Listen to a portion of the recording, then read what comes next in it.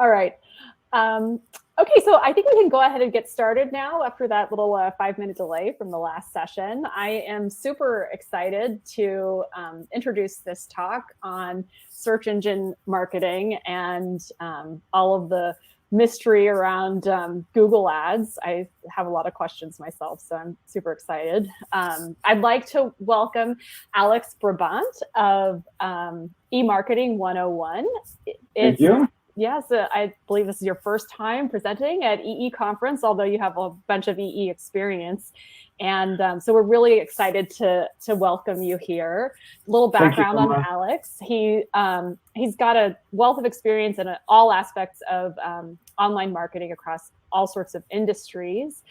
And with years of research and experimentation under his belt, Alex has an encyclopedic knowledge of search engine marketing and how to be effective with online media buying. And he's going to educate us all about that today. And of course, I'd also like to introduce Travis Smith, the president of Hop Studios.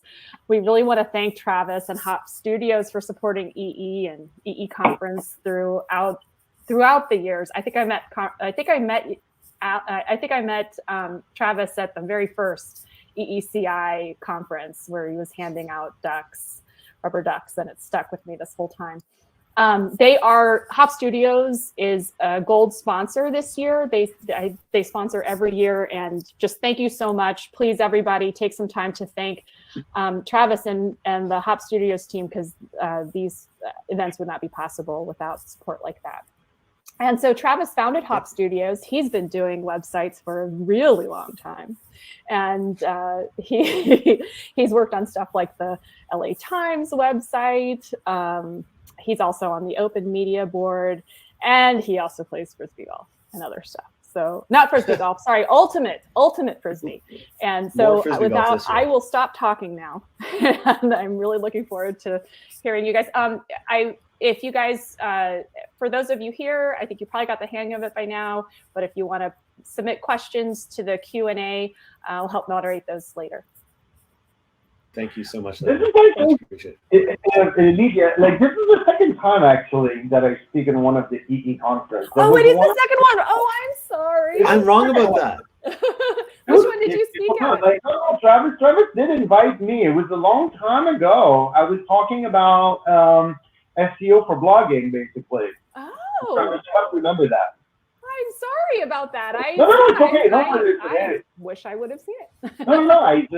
No, but this is the first time in a very virtual setting. This is all the new environment for me. Well, welcome back then. Welcome back. Thank you so much. With that, I'm going to get myself off the screen. Thanks, Lydia.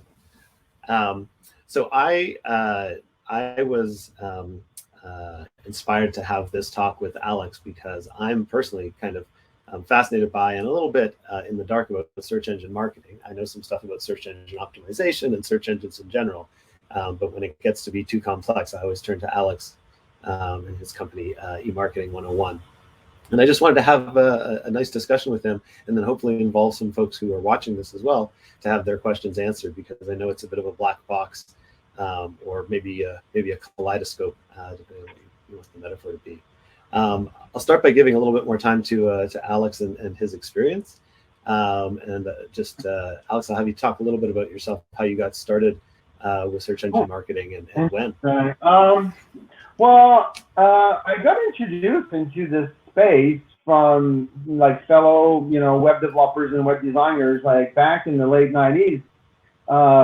Very little was known or promoted with regards to the understanding of search engines and directories at the time, but traffic, even back in the day, was still paramount in order to really get any form of website or e-commerce, website off the ground. So the concept of gaining traffic has really captured my attention very early on. So I don't know, I just became very passionate about it, because I found that when your traffic increases to like exponential level, it's a thrilling ride, and this is where I became passionate about this topic. And I think you started a little bit more with search engine optimization, like organic, and then you focused more entirely on search engine marketing, which is the advertising. Precisely, yeah.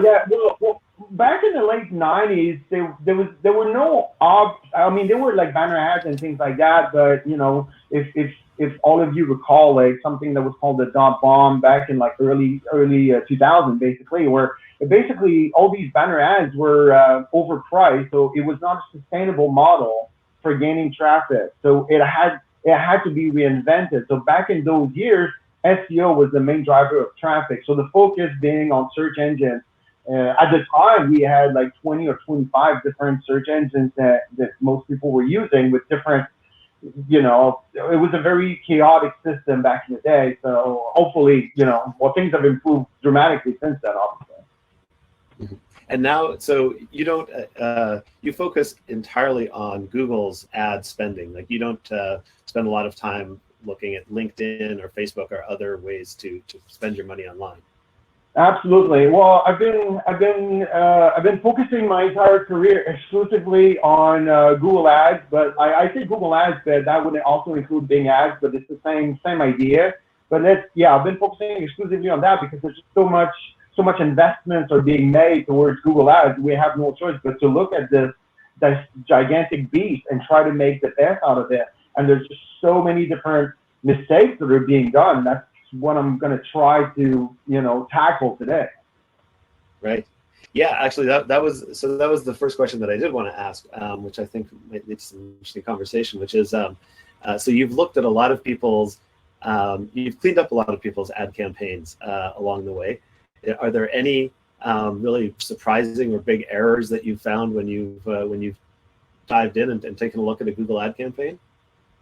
When I found the most striking to me, especially for the last 15 years, it's been very strange to me, because it seems to me that we give people well, first of all, Google Ads is being promoted as a do-it-yourself, and there's no such thing as a do-it-yourself with regards to that stuff, because there's just so much money involved. It's not something that you do after hours, or, you know, like it's something that you really have to dig really deep and put due diligence in the process. What I found difficult to understand is that when being presented with all of the variables involved into building a search campaign, most people seem to make the same mistake in the exact same order, almost to the point where we can automate the process of generating pay-per-click audits, because all the mistakes are done in the exact same way. It's like a templated so what's approach.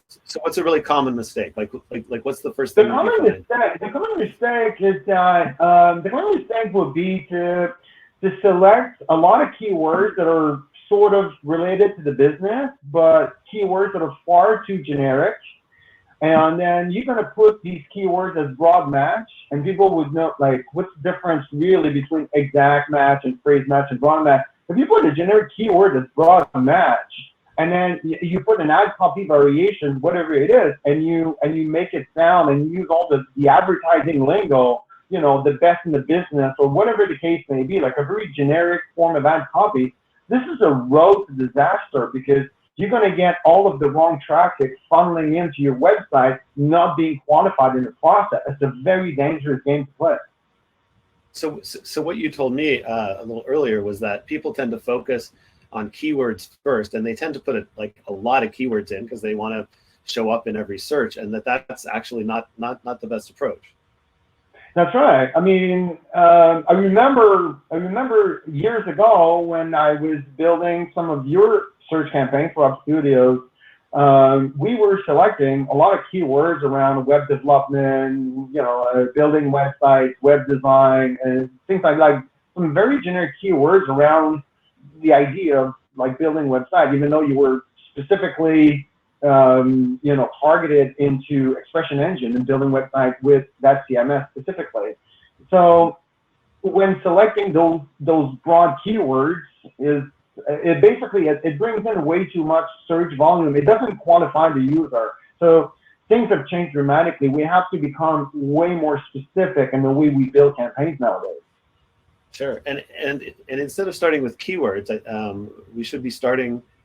Or not starting, but like the key differentiator between you and another ad is actually your copy, right? It's actually writing the ad itself. Precisely. So important. Yeah. Precisely. I mean, I not like last week I was working on a new client with a business in Toronto, And then they were asking me, as a consultant, were asking me what I was thinking of their ad copy variations, and I don't know, I can't remember off the top of my head exactly what it was, but it was so generic that I didn't even know exactly what that business was doing. So we really have to focus on key differentiating factors, which will basically, your ads will basically act like a filter to basically quantify that user before he gets to your website. So if you fail at that process, or if you remain things too generic keyword, generic copy, don't be surprised if all your users are bouncing like a Super Bowl. Right.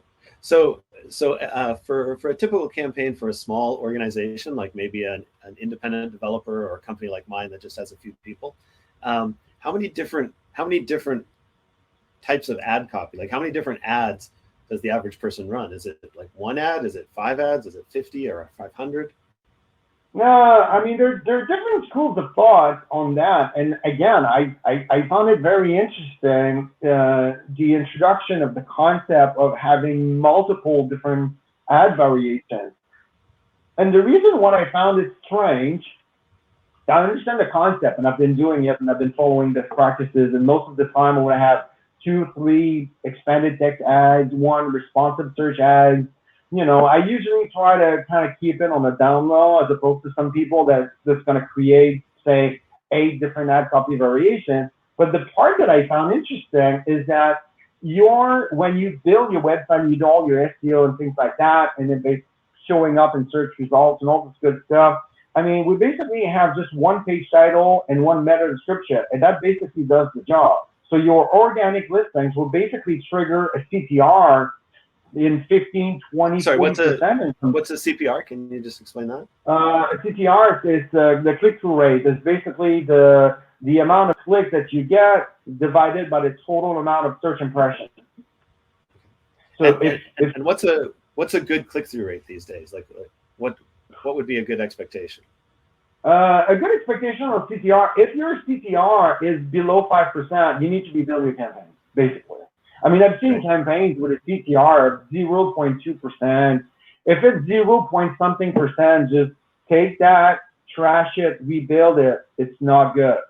If it's not 5% enough, I just rebuild a campaign no, it's not a rebuild. I build it from scratch it's a client. It's in the tech industry, and the client it's called Blink. It's a URL shortening service for enterprise solutions. So I take these guys and build their campaigns, and I get a CTR of 14%. Mm-hmm. So yeah, and I think we have an expectation that click-through rates that we should accept low click-through rates, because banner ads and because our own campaigns often don't perform that well. But a good campaign should have like single or double-digit click-throughs, right? Like that is a legitimate expectation. Legitimate expectations. That's right. I would say like the lowest form of benchmark will be like 5%. You know, if it's 5%, it's okay. Like it's not great, but it's okay.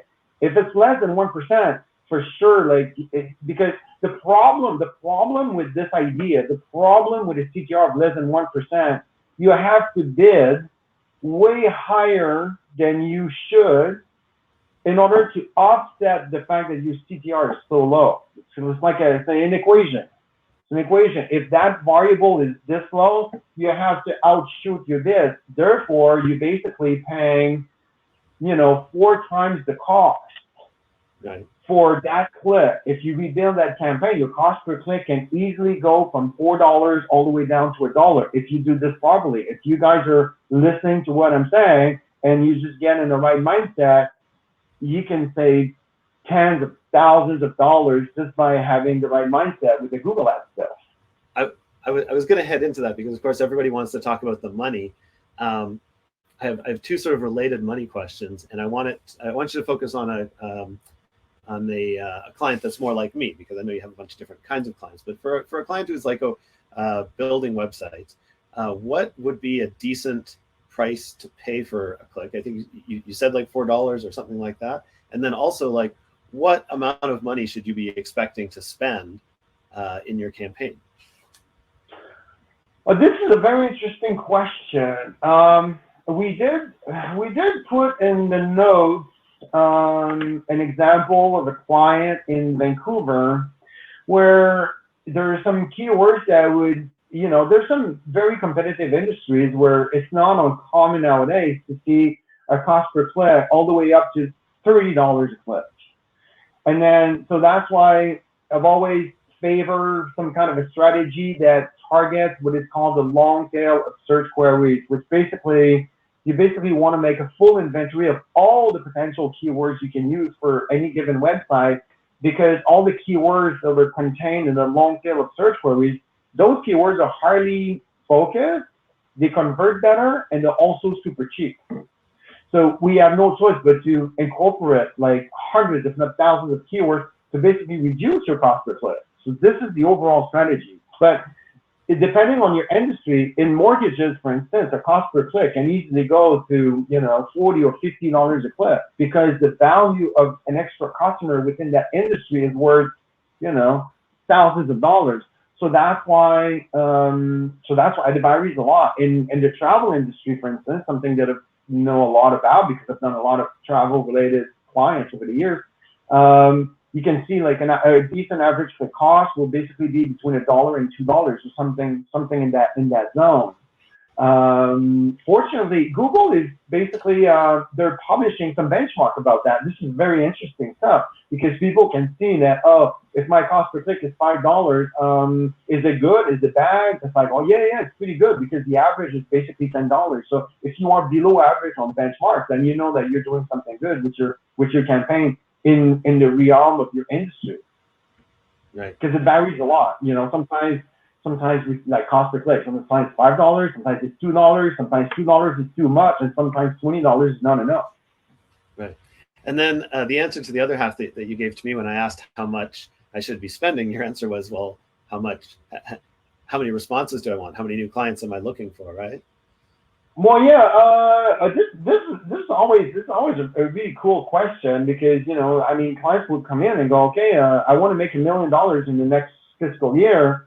And in order to achieve that, I need, 500 new customers, and my cost per lead is around $100. So how much should I be spending and things like that? So we can make some very basic mathematics to basically create a model, a forecasting model, to basically to get that, to know exactly how many clicks do I need on a daily basis that would generate, like at a 5% say conversion rate, that would generate leads, and how many leads do we need to generate, revenue. So because Google Ads is basically the ultimate funnel nowadays to generate more business for basically all businesses, it's extremely important to focus really deep, in what you're doing, because it's paramount for revenue generation.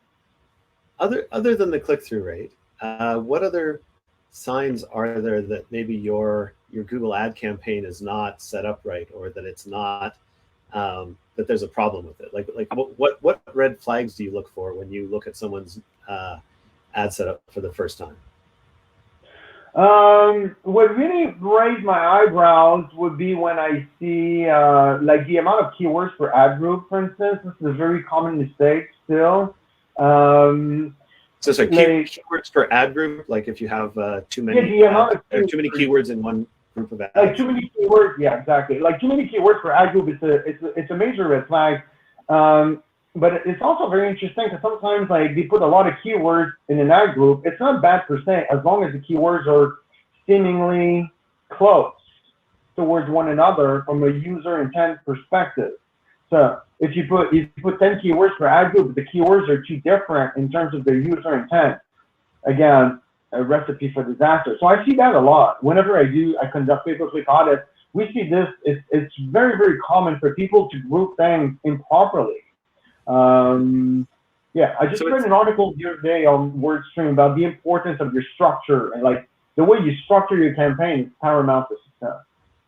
Right. So you kind of want to be building these small individual paths where someone comes in and looks for certain keywords, and then those keywords match with specific ads that kind of answer those keywords directly, not just generically, but like it's a direct answer. and then you want to bring them to your site to a page that is that talks about this specifically.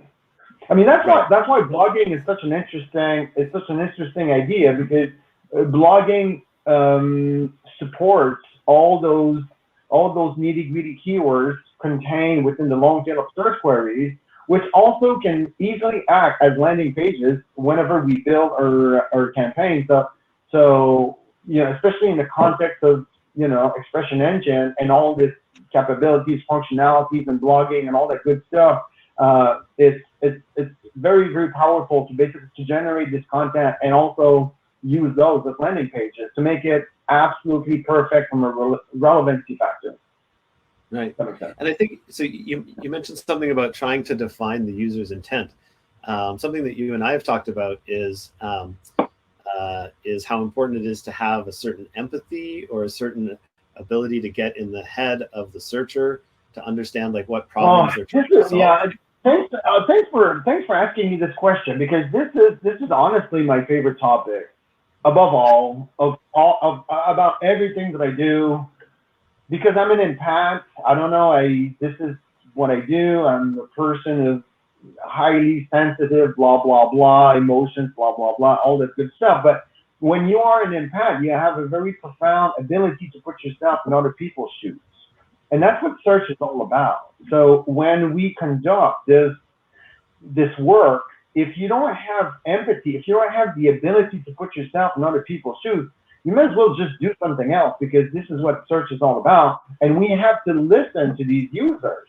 So to me, search marketing is an active listening exercise, as opposed to branding, or as opposed to selling, or as opposed to, if we can just listen to all these users and direct them to the right location, that's it. The purpose of paid search is the exact same purpose as SEO, which is bring a user from A to B, that's it. And then the website does the job.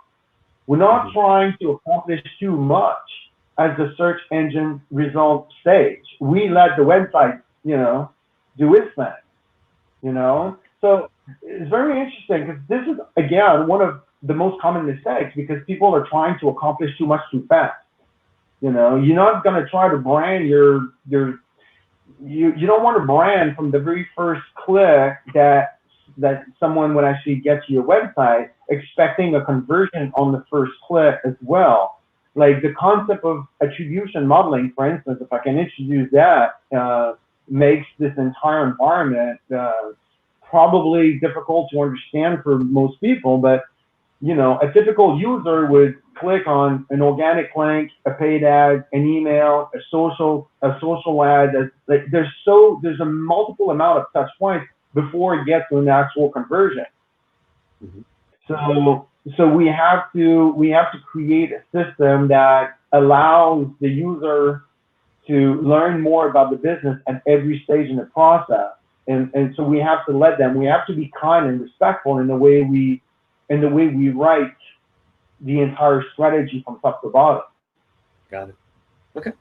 I see we have a question in our QA channel that actually reminds me of another question I was going to ask. So Oliver is asking, I've been advised that the impressions top percentage metric on an ad is a key driver to getting more clicks. Is that correct? And I want to just piggyback on that and say, what are the key drivers to getting more clicks? Are impressions top percentage? Is that a way to do it? Or like, are there any tips or ideas? I'm not sure here if are we talking about impression share, or like bidding based on being at the very top? Like I'm not exactly sure how to answer that specific question, but the very core. Oliver, you're certainly entitled to clarify your question. I think he's saying like the percentage of your impressions that are top impressions, is that an important way to get more clicks, or is that not? I would say no to that. I would say no, because the key factor that determines basically everything that's going to happen, your cost and your conversion and all the good stuff, your key your KPIs, it will be your quality score. And the quality score is calculated at the keyword level, at the campaign level, even at the account level. So it's calculated at every level. And this is what's going to determine what will be your rank, depending on the quality of the alignment between your, keyword, ad copy, landing page, and so on. That's why we have to be extremely granular. So I wouldn't take this as being a key driver. We have to consider all of these components are way more important, like CTR, for instance. CTR are way more important than this.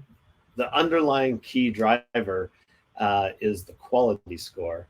And I think on looking at it on the reverse scale too, like if you are kind of dabbling and you have a campaign with too many keywords or with ads that aren't great, the very fact that you don't have a good quality score kind of hinders you from being able to improve the performance of your ads, right? So you really need to be on top of it and pretty ruthless to make sure that your quality score doesn't hover down at the bottom, because that's what that has a big impact on how you get served, right? Precisely. This is a very good way to summarize it. I love it. Okay. So, yeah, go ahead.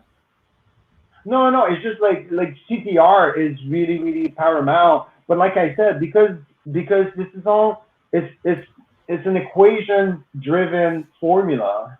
So if we lack on the CTR side, then the quality score will suffer. And in order to offset that, we have to bid much higher to reach like top impressions, whatever that is. Whatever keywords would be considered like the top 3 positions, based on certain keywords.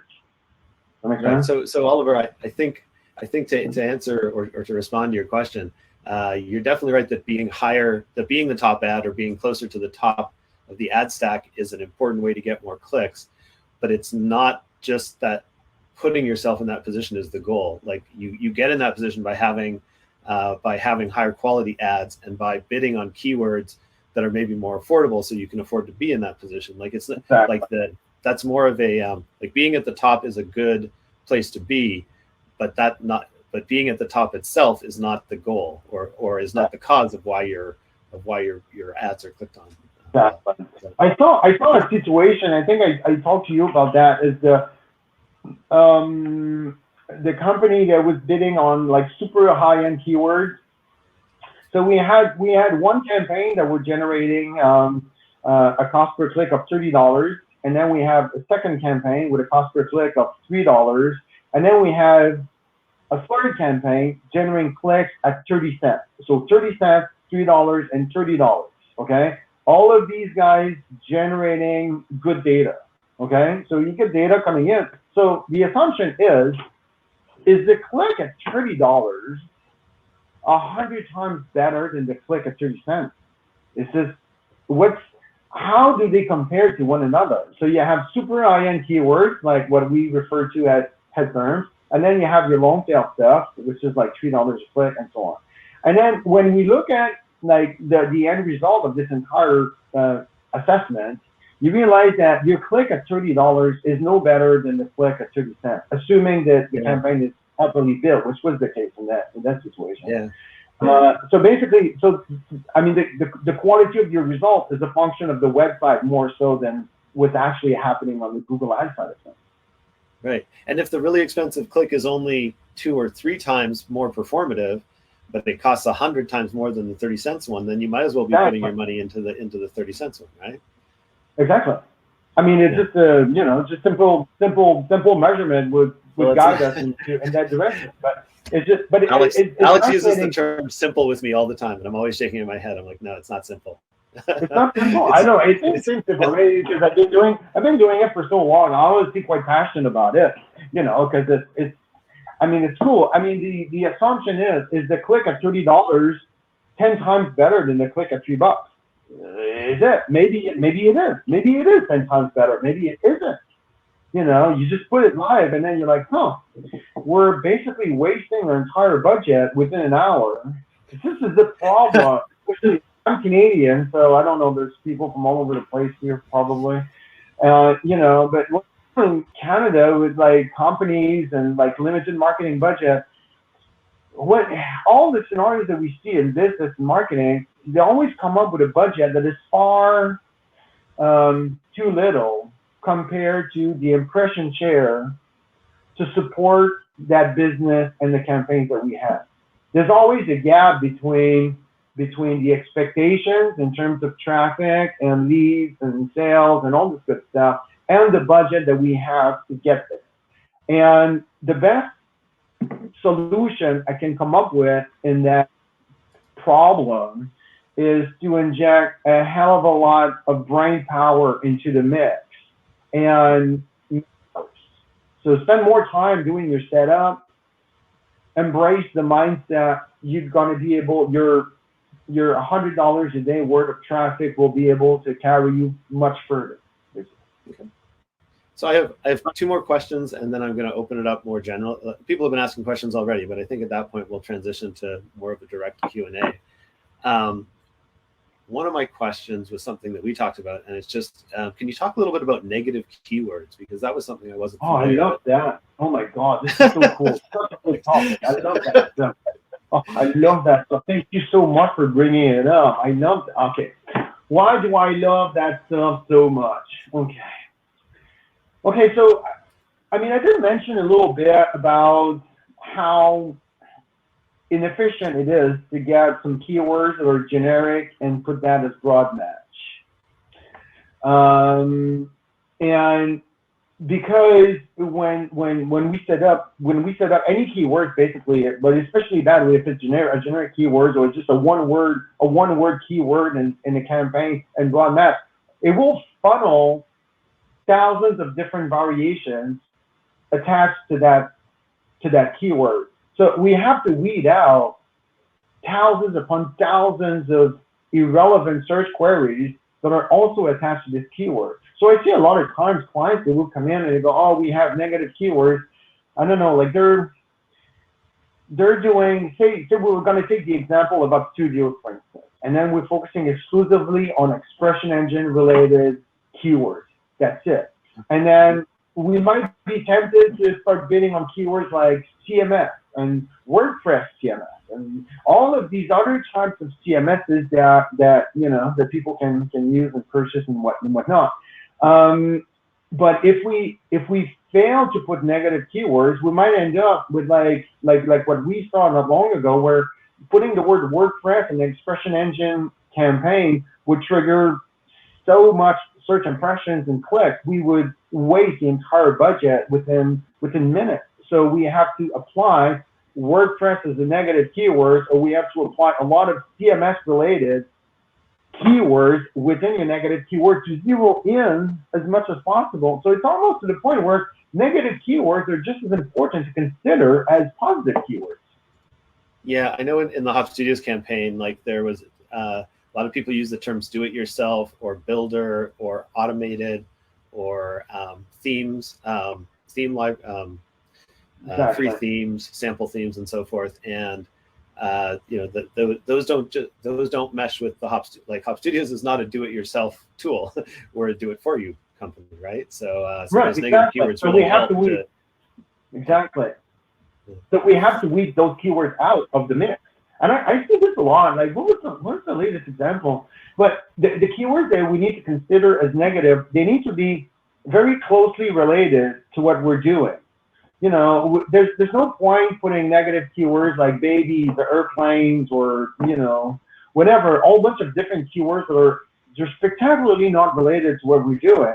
So sometimes we see, okay, let me give you an example. I have a good example. I have the perfect example. I did a campaign once for, it was someone that does motivational speaking. So it was a speaker, motivational speaker. So we were bidding on the keywords motivational speaker. So I had all my keywords and this and that. And at some point in the process, I just check online to see what it looks like. And then you see the Bose company. The Bose company that basically, Bose. Oh yeah, Bose. Bose.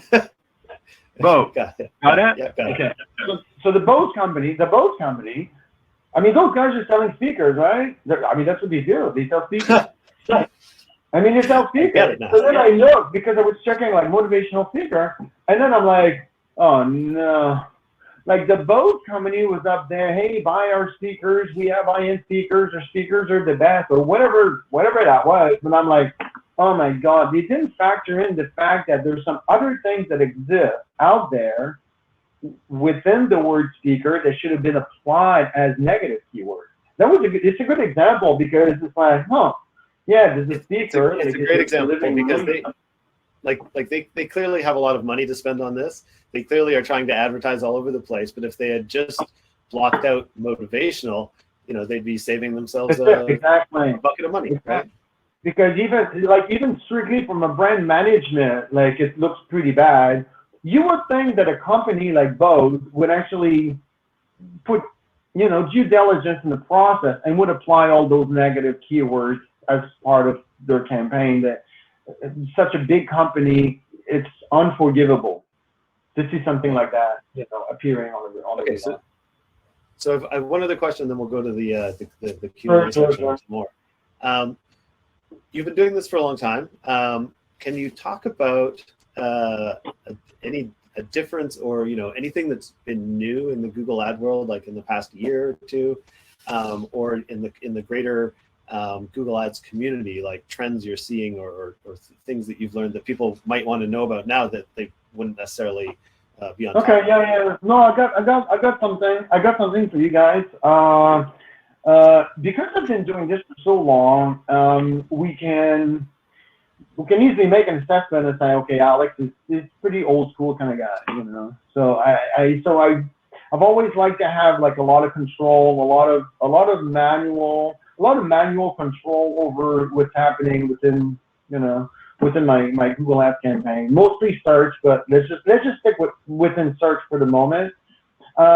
In recent years, there's been the introduction of a lot of artificial intelligence in the background, where in many cases we let Google decide pretty much everything there is to do. So you tell them, this is my website, this is my budget. You give them bits and pieces of ideas on ad copy, and basically Google runs the entire show automatically. So I've always been wary of using all of these functionalities within Google Ads. Like dynamic ad group is one that I was like, oh my God, is it gonna work? Is it not gonna work? And I've been very surprised. I believe that there's been some tremendous improvement in the way that Google can figure out where to fetch the qualified traffic, for your website without you having to do much about it. It's pretty cool. It's worth to be tested. And I'm the one that was I was on the defense when all of these tools were introduced. But I had to test it out. I have to for clients, and we have to find new ways. We have to test things in order to find ways to reduce the cost all the time. So in my $30.30 example, that's what we did. The traffic that we get at 30 cents a click was actually really qualified. The traffic at 30 cents a click was as qualified as the traffic at $30 a click. So it makes a huge difference. So it's worth testing. I think that was something that I found too, was that Google's automated suggestions and artificial intelligence was pretty crappy a couple years ago, and certainly not as good as somebody who's doing the focused work that you're doing. And now, it really has improved to the point where I think that the artificial intelligent ad campaigns and ads even that they put together from little snippets and stuff, it's really good. Yeah. And it doesn't mean that you shouldn't also be doing your own targeted one, because you have to compare and make sure that it's doing as well as it should be. But I wouldn't shy away from letting Google do all of its automated stuff now. Exactly. But from the get go, I was like, no, I don't want to touch that. I was defensive. I admit. Well, over the years, I've been doing different things, and I'm like, okay, sure. But I would say as best practice, though, if I may, if you're using your any form of dynamic ad group or smart display campaign or any form of automated campaign, separate that from your core campaign. Just make a separate campaign just for that and compare your KPIs just as a precaution, because you want to make sure that you can isolate where your KPIs are being produced from and which campaign, so you can make changes accordingly. Absolutely. Okay, so Oliver had a follow-up about the quality score. Sure. He says, is the quality score a per keyword or a per ad score? As a baseline of analysis, the quality score is on a per keyword basis.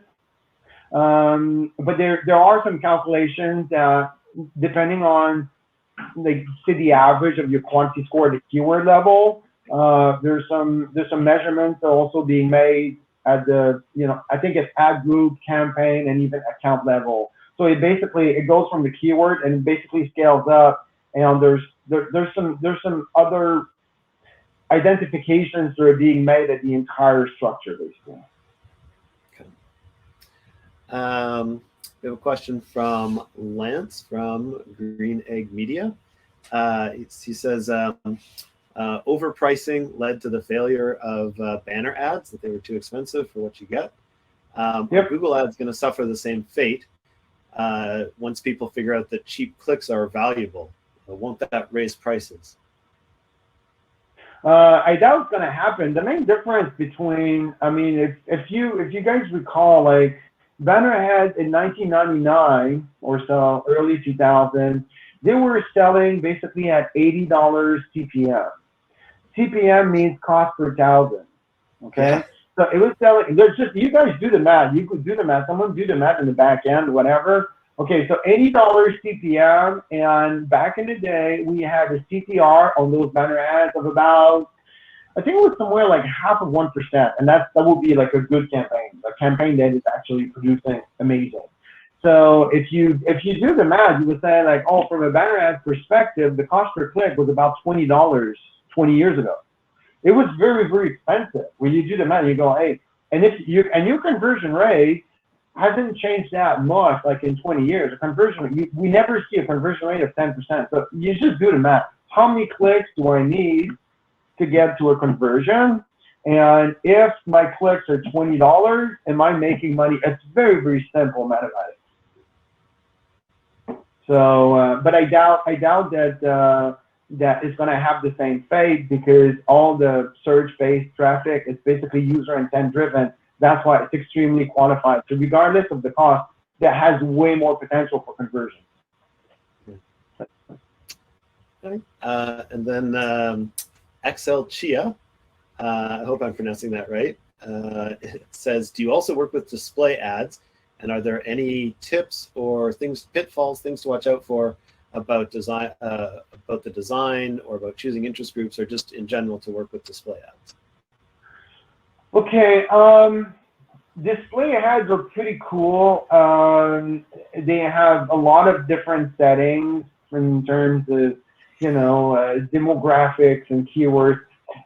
When I'm first, using display ads, there's just so many different ways of answering this question. I like to make display ad based on keywords.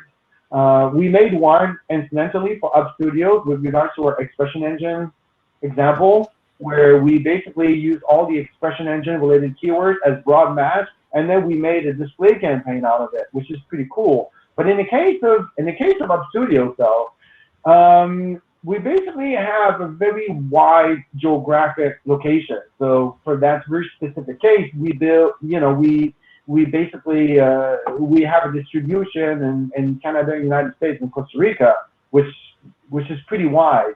Display campaign works best for, like, city level. So say you have a restaurant in Vancouver and you have the best burgers in Vancouver. If you make a display campaign with a very tight radius, you have a much greater chance of success. So, again, you have to test a lot of different things. You got to make sure that your offer is absolutely obvious, whether you make it with, like, text-based or image ads. I think it's best practice to use a variety of different types of ads that would fit on mobile devices, any kind, like a responsive display ads are really cool because they adjust automatically depending on devices. That's really nice. And also, like, a mix of text and image and responsive, just so you cover all forms of different environments possible. And then again, look at your data and just keep tweaking based on demographics, age, income, whatever, everything you can put your hands on. you know, within the Google Ads interface. There are many cool stuff you can tap into to improve your display campaign.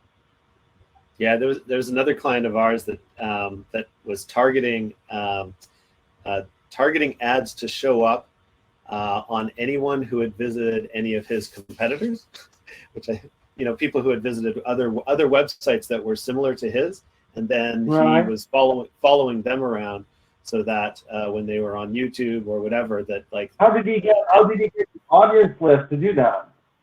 I think it was the what's it called? It was in the demographics where you could track people who were sort of the same cohort as the people who were visiting your site.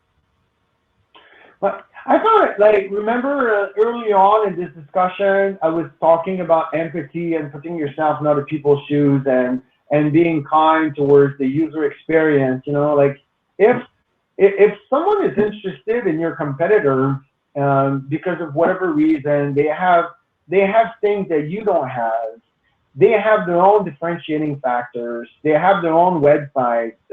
Their website, or for whatever reason, they cater to a very different type of audience. Just let them. Don't try to deflect or divert a user from A to B. You have your own differentiating factors. You have your own strengths and weaknesses. Why don't you just work on that as opposed to trying to steal users from other people?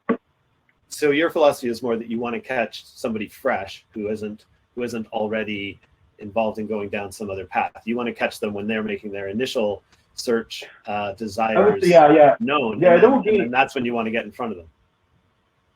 Precisely, but that doesn't mean that. I mean, as best practice, a lot of times I make competitor campaigns. I like to piss people off sometimes, you know. I kind of like it. I'm just kind of curious to see, hey, if someone is interested in my, competitor products or service, would they be interested in mine? So sometimes it's surprising. You can bid on your competitor keywords, and you can get some pretty decent data from that. So it's worth trying. It's worth testing. Like, it's okay. It's just not. Don't base your entire framework of based on what your competitors doing. Don't overly focus on what your competitors are doing, because sometimes they do some stupid stuff too. So it's not you can outsmart your competitor instead of copying them, basically. Got it. So if anybody has any other questions, now is the time to jump in. I do have one more of my own, which is often when I get a new Expression Engine client for the first time, I'll go look. There's a setting in there to turn on gzip compression so that the website responds with compressed data instead of uncompressed data, and it makes the website suddenly feel a little bit quicker or more responsive. It's a little like it's just something that, like, if you know the settings of Expression Engine, it's often a quick way to get a little extra boost out of it, like without doing hardly anything except knowing what you're doing. Is there anything that you have for Google Ads where, like, when you start up with a new client, there's like a thing that you can say, oh, why don't that you can do this? I'm asking for your secrets, Alex. Is there any secret that you have where you see something and you go? The little sprinkles on top, the garnish, the little. Yeah, is there something little that you do, even not for performance reasons, but just like something that you do to kind of impress a new client? Yeah, sure. Oh, there's a new thing. There's a new thing. I mean, it's not new anymore. It's been around for a bunch of years now. But something I like is called remarketing list for search ads. It's very simple. We create an audience list within Google Analytics based on it could be for your entire website, or it could be for a subset of your website. It could be for like a section of your site, or a specific product or specific service, whatever it is. Very easy to set up. You set up an audience, and assuming that you have enough users within that list, you can take that list, and then from Google Ads, you import that list within Google Ads, so now you can play with it a little bit. You can create a remarketing campaign for that, which is cool. But you can also do the remarketing list for search ads, which basically what that does is that if a user within that list is searching for all of the keywords contained within your search campaign, you can apply what is called a bid modifier, which means that you can basically double your bid but just for that very specific list of people in order to make your ad more prominent, because these guys are already pre-qualified. So you can just, you can reinforce your presence at the very, very top of search results, but just for that very little segment. It's a pretty cool little thing. And it's easy to set up. It's easy, like within Google Ads interface, add audience, apply bid modifier, easy peasy, and then you're good. And then you can check your data, you know, like a month later, and you go, oh my God, like look at your conversions. Usually when you have like that little list, your conversion rate is far better, your cost per conversion far lower, and I don't know, it's easy to do. It's a little sprinkle, it's a little thing. It's a little thing you try it, and you're like, oh, this is cool, you know. It's worth trying. We have to test basically everything we do. It's the most important thing. Having the right mindset is paramount. A great campaign structure is extremely important. Having keywords that are very like carefully selected, and never use broad match as a match type for your keywords. Don't go too broad. Be extremely specific and granular in the way you build your campaigns. That's the recipe for success. Yeah. All right, Alex, thank you so much. I think we've reached a good ending point here. Lydia, how are we doing? Yeah, this is great. I just have a couple of closing remarks if you guys are ready to wrap it up. But yeah, thank you so much. This was I loved this format too. I think this was really great and really just packed with really useful information. Yeah, to be quite honest, this is my chance to ask Alex all the questions I've been wanting to ask him for a while. Well, thank you so much.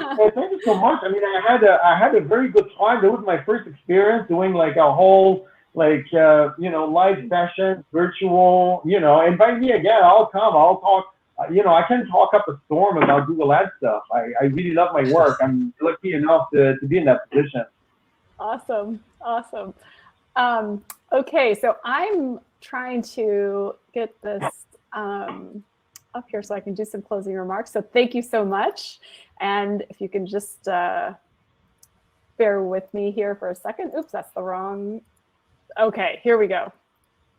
So, so thanks everybody for this is the end. This concludes the first day of programming. And thanks everybody for coming. Thanks to all the speakers. Thank you very much to the gold sponsors. We have Consumer 51, Expression Engine, Foster Made, and Hop Studios, Travis that just presented. For the silver sponsors, we've got Triple Nerd Score and Green Egg Media. Thank you so much to our bronze sponsors, Aquarian, Web Studio, DigitalOcean, and JetBrains. And finally, we'd like to thank the friends of EE, Creative Arc, and IC360. It wouldn't be possible without all of you guys. Please give us feedback. We love to hear the feedback from you guys, good or bad. We just want to make things better and keep improving on things for the community. So you can do speaker feedback, you can do conference feedback, you can submit multiple times. So if you do it today and then think something else tomorrow, then we'd love to hear it all. We're doing awards. So the award deadline is tonight. So please, if you have a site, if you've done something cool this past year, launched a site or a new add-on, the categories are the best overall EE site, the best nonprofit EE site, the best self-promotion website, and the best add-on. So those will be announced at the closing remarks tomorrow, but the deadline is midnight. Let's see here. Oh, sorry. Award submissions can. I'm looking at this. It's actually tomorrow morning at 10 a.m. Eastern is the deadline. And here's the link in case anybody. And you can also see the links if you go to the reception area. There's a whole long screen that has a bunch of links on there too, both to the feedback and to the awards. I just put the awards thing in the chat. And thanks everybody for coming to this. We would love to hang out some more. So the last slide on this deck is please come and grab a beverage, go to the virtual hangout rooms, and let's enjoy each other's company. Thanks so much. We'll see you guys. The stuff starts tomorrow morning at 10 a.m. Eastern. Thanks, Lydia. Thanks so much. Thank you, Lydia. Bye now.